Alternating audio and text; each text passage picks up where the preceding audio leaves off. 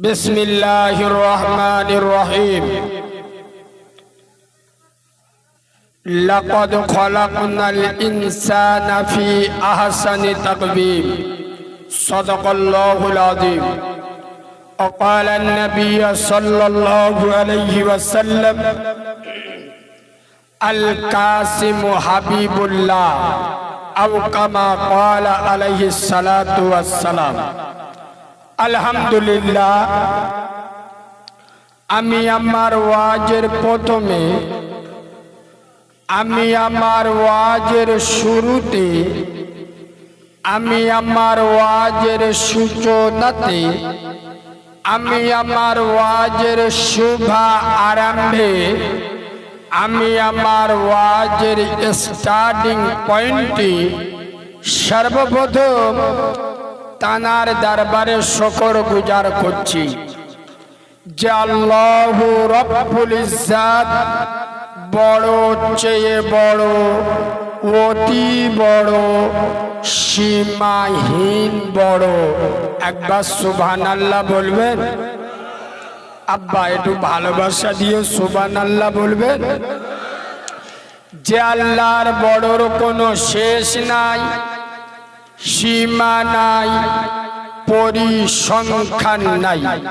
আছে আব্বা? যার ক্ষমতা পাহাড়ের প্রাদদেশে, দরিয়ার তলদেশে, সাগরের গভীর গহনে একমাত্র ক্ষমতা চলে কার বলো? আব্বা জোরে বলো। যিনি অন্ধের চোখে জ্যোতি, বোবার মুখে কথা, বাঁঝার পেটে বাচ্চা, ভিখিরিকে 1 মিনিটে বাদশা করে, তিনি কে আব্বা? যিনি আপনার মালিক, আমার মালিক, আসমানের মালিক, জমিনের মালিক, যিনি জান্নাতের মালিক, জাহান্নামের মালিক, যিনি হায়াতের মালিক, মউতের মালিক, যিনি বিশ্ব সরকার, বিশ্ব সম্রাট, বিশ্ব শিল্পী, বিশ্ব খাদ্যমন্ত্রী, সেই পূত পবিত্র নাম আল্লাহু সুবহানাহু ওয়া তাআলা। যার নাম রহমান, যার নাম রহিম, যার নাম গফুর, যার নাম করিম, সেই আল্লাহর দরবারে সবাই মিলে একই আওয়াজে সমবেত কণ্ঠে আমরা কৃতজ্ঞতা আদায় করি। সকলে বলি আলহামদুলিল্লাহ। আব্বা, প্রশংসা করলাম কার? জোরে বলুন। আল্লাহ খুশি হবে না, হবে না আব্বা? আমি নবীর মেম্বরে বসে বলছি, বান্দা যখন আল্লাহর শুকরিয়া আদায় করে, বান্দা যখন আল্লাহর কাছে মাথা নত করে, বান্দা যখন আল্লাহর কাছে আত্মসমর্পণ করে, বান্দা যখন আল্লাহর কাছে সারেন্ডার হয়, বান্দা যখন রবের কাছে হাত পাতে, গোটা দুনিয়া আল্লাহ এদের কাছে মাথা নত করে দেয়। সুবহানাল্লাহ বলে। দুর্ভাগ্যজনক হলেও সত্য, মুসলমানের বাচ্চারা আল্লাহর মতো রব পেয়ে, মুহাম্মদ সাল্লামের মতো নেতা পেয়ে, কোরআনের মতো কেতাব পেয়ে মুসলমান আজ ভিখারির জাত হয়ে গেছে। কেন? এই উত্তরগাছি মোল্লাপাড়ার ছেলেরা একটা পাকা কিনে 1,500 টাকা দাম, চৈত্র মাসে মসজিদ নিয়ে যাও। ওর বলেন নামাজ পড়, বলে ও কিন্তু মাসিমার বাইরাম। আরে ঠিক বলছি না ভুল বলছি? মসজিদে 1,500 টাকার পাকা কিনে দেবে, আর আমি রেগে যাই কোন জায়গায় জানেন? আমার কথা সহ্য কি করে হবে? পশ্চিম বাংলায় কিছু মসজিদ কমিটি আছে ডবল হারামি, মুনাফিক, মানে আল্লাহ থেকে এদের ময়া বেশি। বাবু, আপনারা জ্ঞানী লোক, এই এলাকায় যত জলসা হয় গোটা পৃথিবী এত জলসা হয় না।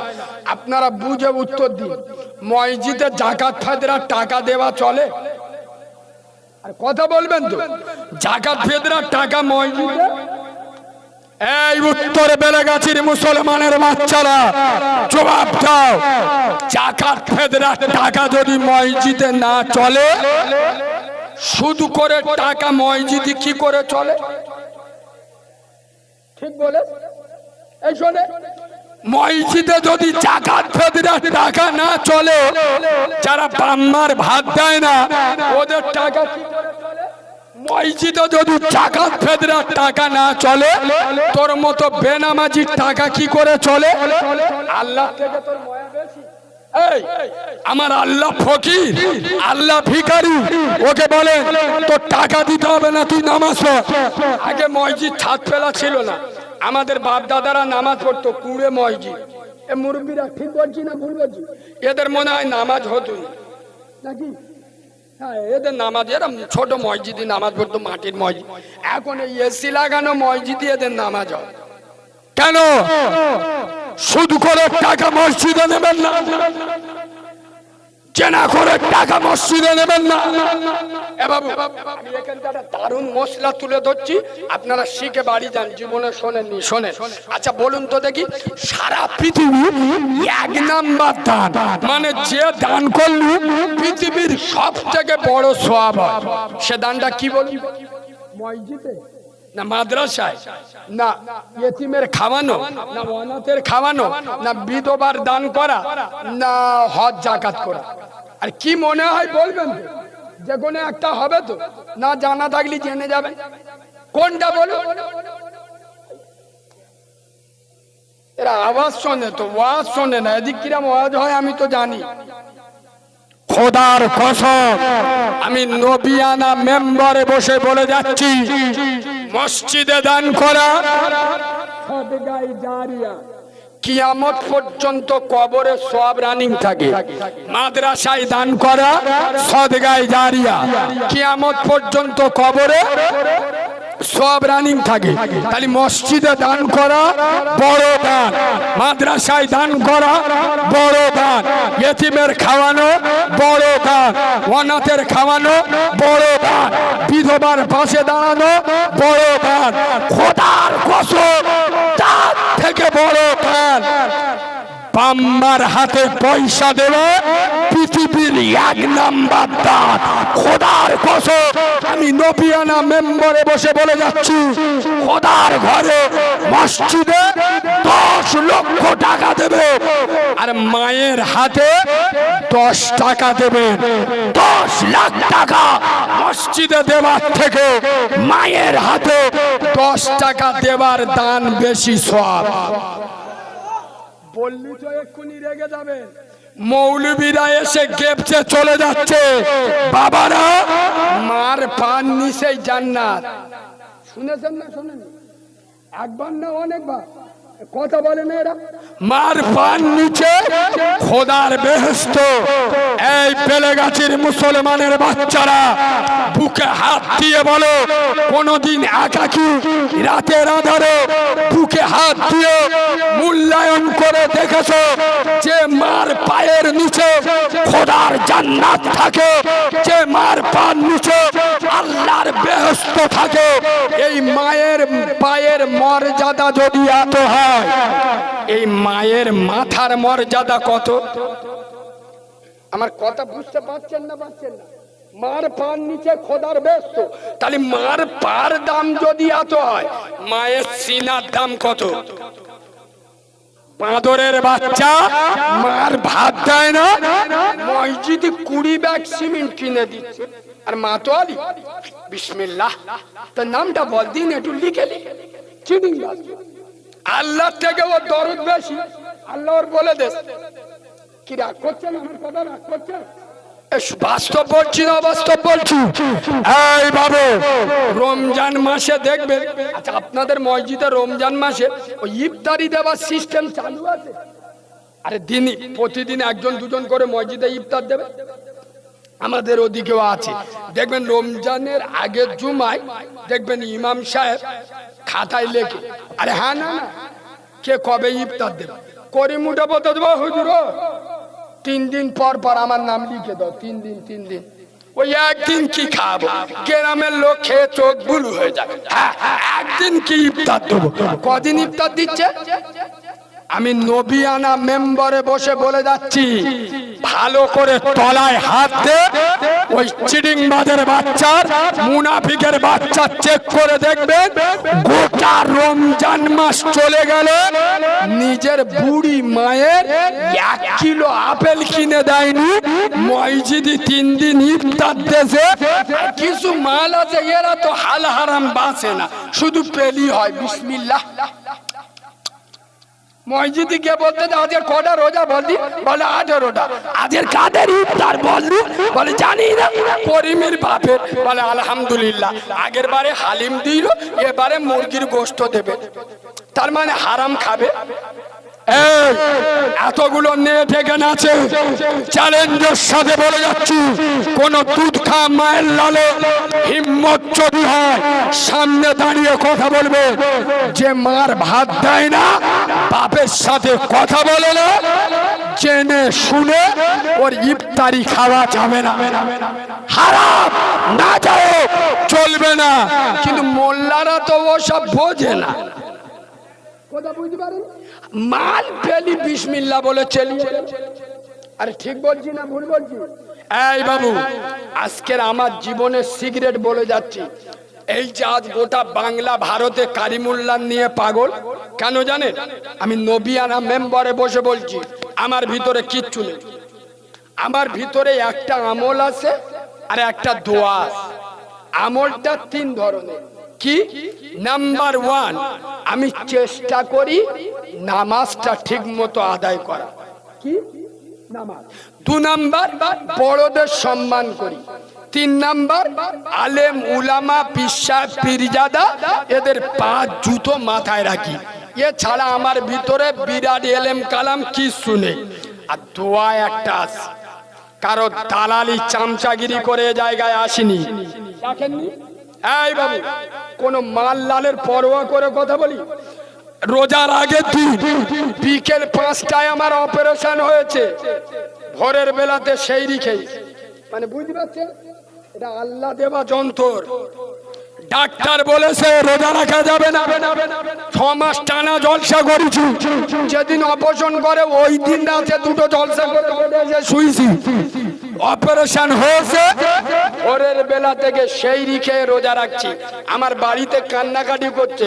আমি ডাক্তারে বলেছি তোমার ওষুধ খাওয়ানোর দরকার, তো তুমি ওষুধ লিখে দাও, বাকিটা আমি বুঝে নেবো, বেশি মোস্তানি দিউনি, আগে 2 লাখ ঝেড়ে লেছো, চুপ থাকো। এই বাবু, খোদার কসম, নবিয়ানা মেম্বারে বসে বলছি, কোন মাল লালে পরোয়া করে কথা বলি না। আপনারা ইউটিউবে দেখেছেন, আমি যেদিন হইছি সেদিন আমার মা মারা গেছে। এই 1 সপ্তাহ আগে আমার একটা দাইমা আমাকে বলছিল, দাইমা বোঝেন তো? দাইমা বাচ্চা হওয়ার সময় যারা থাকে, আমার দাইমা বলছে, কারিমুল্লাহ তুই যখন পৃথিবীতে এলি তোর মায়ের ফুল পড়েনি। তোর মাকে যখন আমরা খেটুয়ায় তুললাম, হসপিটালে নিয়ে যাব, তোর মায়ের রক্ত মাখা হাত, শাড়ি মাখা রক্ত, আল্লাহর দুয়ারে ভাঙা ভাঙা কণ্ঠে হাত তুলে বলছে, হে আরশের মালিক, আমি ওই বাচ্চার নারী ছেঁড়া মা 32টা নারী ছিঁড়ে জন্ম দিয়েছি। আমার 10 হাত শাড়ি রক্তের বন্যা বইয়েছি। হে মালিক, আমি জীবনে অনেক বেঁচেছি, আমি অনেক কিছু দেখেছি। আমার জীবনের বিনিময়ে হলো আমার বাচ্চার তুই হায়াত দিস। হে মালিক, আমি জানি না আমার মৃত্যুর পরে আমার বাচ্চা বাঁচবে কি মরবে, তবে আমার বাচ্চার জন্য আমি ওর নারী ছেড়া মা আমার রক্ত মাখা হাত নিয়ে তোর কাছে বলছি, আমার বাচ্চাকে তোর দায়িত্বে তোর হেফাজতে ছেড়ে গেলাম। খোদার কসম কারো দালালি চামচাগিরি করে আসি না। এর পিছনে সব থেকে বড় জিনিস কাজ করেছে আমার প্রসবিনী মা, জনম দুঃখী মা, গর্ভে ধারিণী মা, রক্তক্ষরণে পেটে ধরা নারী সেরা মা, যে মায়ের স্তনের দুধ আমি জীবনে একবারও খাই নাই, সেই মায়ের রক্ত মাখা হাতের দোয়া, সেই দোয়ার ফসল আমি। এই পায়ে ধরে বলে যাচ্ছি, রাত 1টা বেজে গেছে, যারা বসে চলছে শুনছো, মার উপরে দাদাগিরি দিও না, বুড়ো বাপের উপরে মস্তানি দিও না। আরে আমি নিজেকে ওয়াজ করতে করতে কন্ট্রোল করতে পারি না কেন? 4 লাখ টাকা খরচ করে হজে যাচ্ছে, কোথায়? প্রতি বছর এখন ওমরা করলি তো কম পয়সা, 1 লাখ টাকা, 90,000 টাকায় ওমরা হচ্ছে। চাচা বছরে 2 বার কমাচ্ছে। এই বাবু, আপনারা যারা গরিব মানুষ, আমি নবিয়ানা মেম্বরে, আমার দুটো পাশে দুটো বাংলার বিখ্যাত আলেম ও বক্তা বসে আছে, জিজ্ঞেস করে নেন।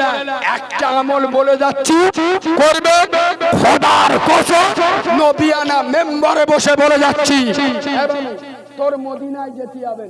খোদার কসম, মদিনাওয়ালা নবী সোনার মদিনার সবুজ গম্বুজ থেকে উঠে আরব সাগর পাড়ি দিয়ে তোর উত্তর বেড়ে গেছি, তোর ভাঙা ঘরে তোর সামনে এসে দাঁড়িয়ে যাবে। সুবহানাল্লাহ বলো। আমলটা খুব কঠিন নাই যুবক ভাইরা, তোমাদের জন্য বলছি শোনো। তুমি রাত্রেবেলা বিছানায় শুতে যাবে, তার আগে একবার আদর করে মাকে জড়িয়ে ধরবে, আর মার কপালে একবার মিষ্টি করে চুমা খাবে। সুবহানাল্লাহ বলো। তোরা তো পরের মেয়ে দেখলি চুমো খাস, জাহান্নামে যাবি রে বিয়াদবের বাচ্চা। পরের মেয়ে দেখলি চপ চপ করে চুমো খাচ্ছে, ও শোনাবো পাখি, পুরো চিড়িংবাজের বাচ্চা। আর মার কপালে চুমো খাবে, জান্নাতে চুমো খাওয়া হবে। সুবহানাল্লাহ বলে। খোদার কসম, মাকে আদর করে জড়িয়ে ধরো, মদিনার সবুজ গম্বুজকে জড়িয়ে ধরা হবে, বাপকে জড়িয়ে ধরি, কাবাকে জড়িয়ে ধরা হবে। এই খাওয়ার আগে মাকে আদর করে জড়িয়ে কপালে চুমো দেবে, দে বলবে এটা আমার মার মুখ। ছোটবেলা আমার মার মুখই কতবার যে ধরেছি, এখন তো বড় হয়ে গেছি। ও মা, আমার মার মুখ পৃথিবীর শ্রেষ্ঠ মুখ। সুবহানাল্লাহ বলো। আমার মা পৃথিবীর শ্রেষ্ঠ সুন্দরী। সুবহানাল্লাহ বলো। খোদার কসম, তোমার মা একবার মিচকি হেসে দেবে, তুমি বড় ছেলে চুমো খাচ্ছ, ফের বলছো বিশ্ব সুন্দরী, এ মা হাসবে না? হাসবে না? মা মিচকি হেসে দেবে, বিছানায় গিয়ে শুয়ে পড়বে। আমি নবিয়ানা মেম্বারে বসে বলে যাচ্ছি, তুমি ঘুমিয়ে পড়বে, আমার আব্দুল্লাহর বেটা নূরে মোহাম্মদ আমেনার লাল আরব সাগর পাড়ি দিয়ে তোর সামনে এসে তোর মাথায় হাত দিয়ে ডাকবে। কিন্তু মুচো মানে ছানারা ফ্রি পয়সা, ওসব বুদ্ধি কেউ নেয়। মার বলতে বেশি বগিনি, চোখে আমুল ঢুকে দেবো, চুকো থাক চুকো থাক। ঠিক বলছি না ভুল বলছি? বাপের বলতে বেশি ঘ্যান ঘ্যান করিনি, আদলা ইট দেখতে পাচ্ছি তো, ওই মেয়ের বে করবো, শালা তোর কি করে রাজ করেলে। বাপের বলতে শালা, তার মানে ওই এর কে হচ্ছে বলে? এই কথাগুলো বলি বলে তো আমি খারাপ, বুঝতে পারেননি? আর একটু বলবো না, ছেড়ে দেবো। 1টা বেজে গেছে, কি বলছে না? জোর করে ওয়াজ শোনাবো না, সবাই বলুন। আবার একটু বললে কষ্ট হবে, আর একটুখান বলি। কই একবার তাকবীরের আওয়াজ শুনলে আমি বুঝতে পারবো না রে তাকবীর। আপনারা যখন শুনবেন বলছেন, একটা মজার হাদিস বলি। আল্লাহর নবীর বিখ্যাত সাহাবা, সাহাবিয়ে রাসূল হযরতে খালিদ বিন ওলীদ, একবার সুবহানাল্লাহ বল। আয় আব্বা একটু মিষ্টি করে সুবহানাল্লাহ বল। পাগল হয়ে যাবেন, চোখে পানি আসবেন। শুনুন, ভাইয়ের জিজ্ঞেস করুন, এই খালিদ বিন ওলীদ 125টা যুদ্ধের সেনাপতি হয়েছিল।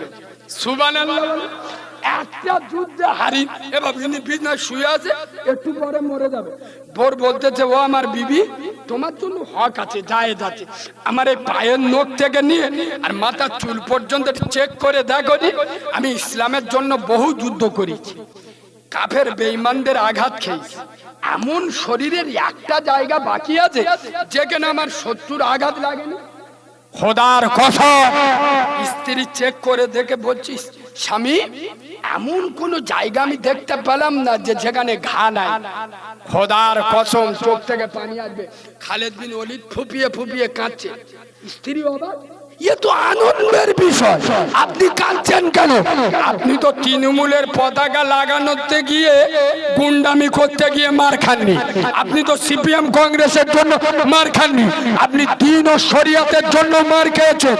খোদার কসম খালেদ বিন ওলীদ বলছে, হে আমার কলিজার টুকরা স্ত্রী, প্রতিটা জিহাদে আমি যখন নেমেছি আল্লাহর কাছে বলেছি, আল্লাহ আমার মৃত্যুটা যেন ইসলামের জন্য, কোরআনের জন্য শহীদি মৃত্যু হয়।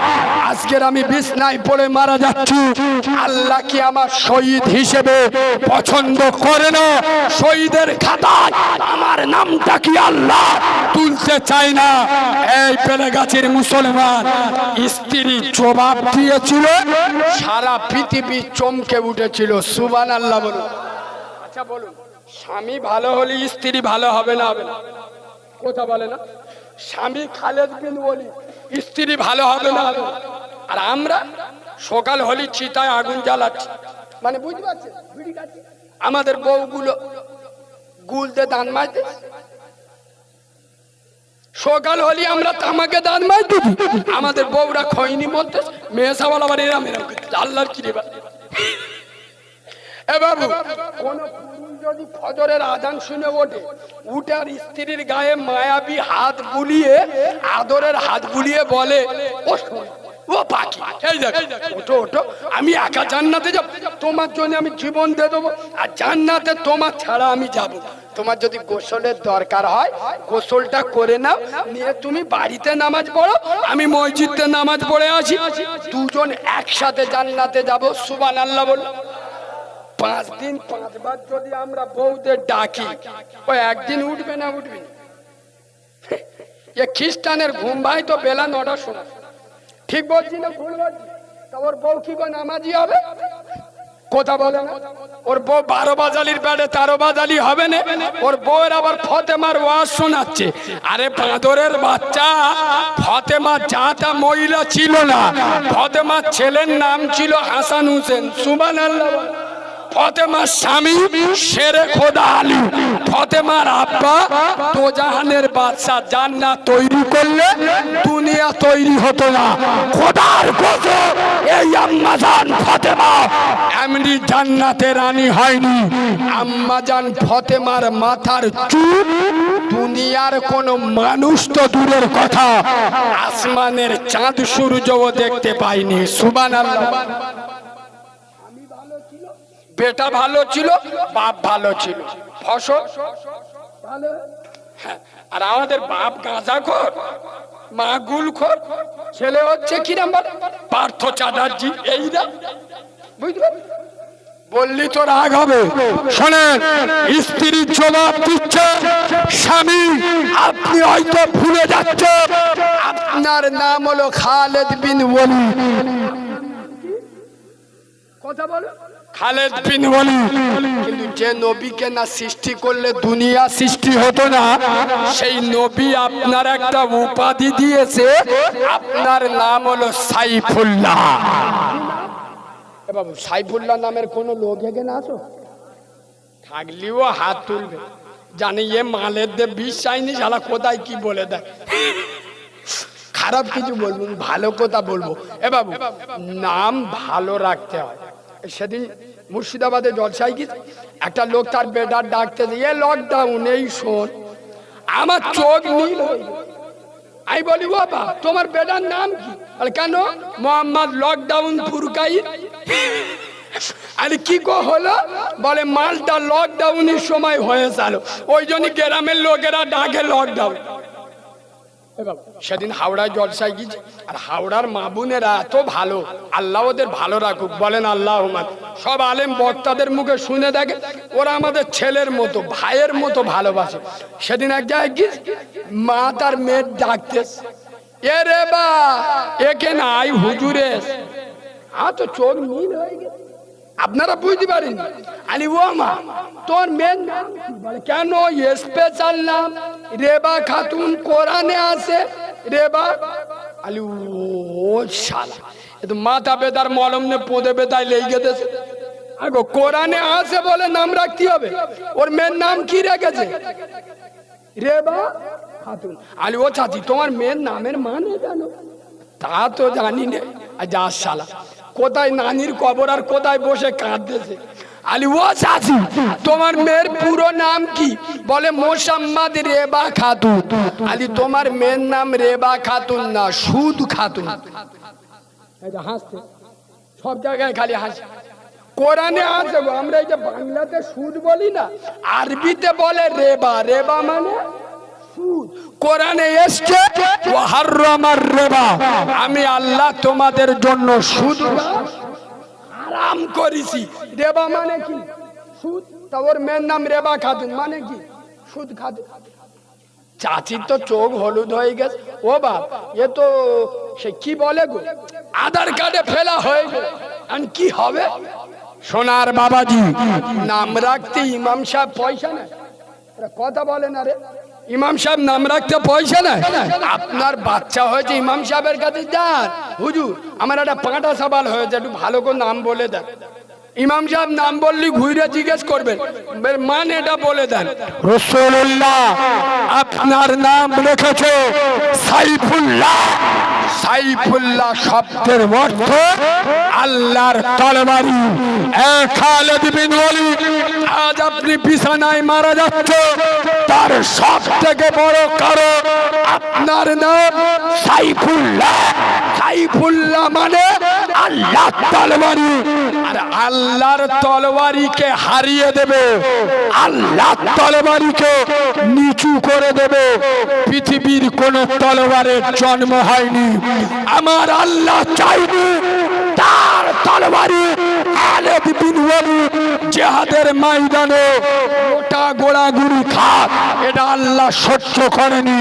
তাই আপনাকে জিহাদের মাঠে মরণ না দিয়ে এমনি ভাবে ভালো মৃত্যু আল্লাহ দিচ্ছে। একবার সুবহানাল্লাহ বলো, জোরে সুবহানাল্লাহ বলো, একবার জান খুলে দরুদ শরীফ আল্লাহ।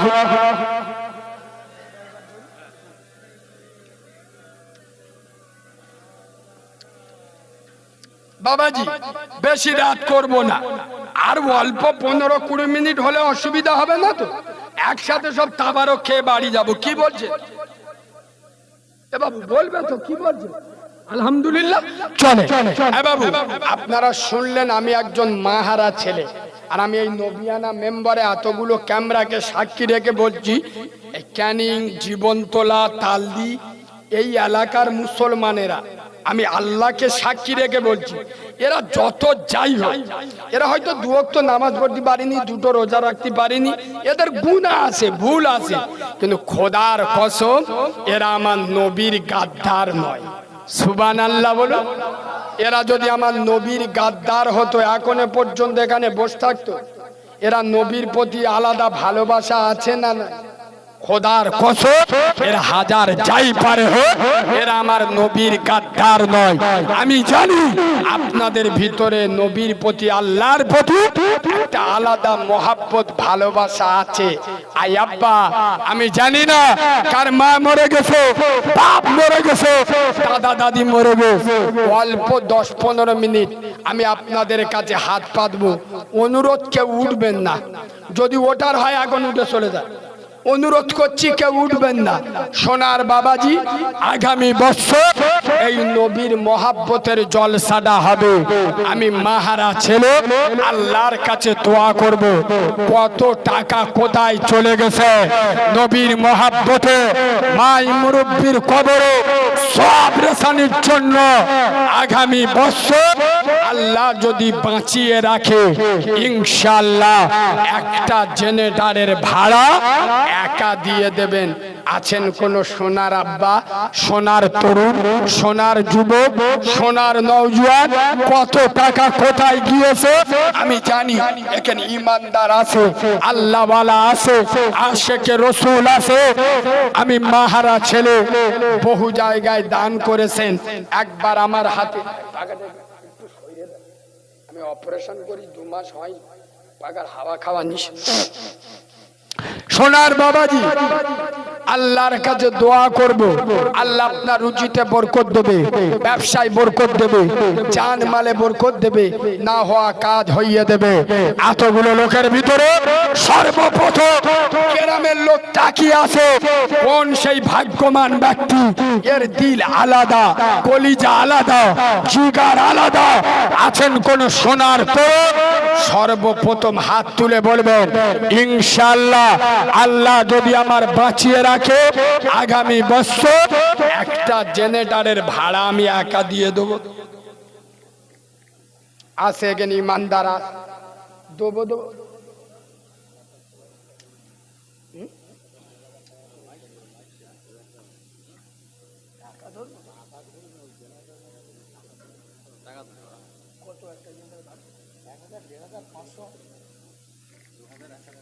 আর মাইক সেট পুরো বলিনি। আচ্ছা যাই হোক, এনারা বুঝতে পারেননি। সোনার বাবাজি মনে মনে করছে জেনারেটর না জানি কত টাকা ভাড়া, অনেকে বুঝতে পারেননি।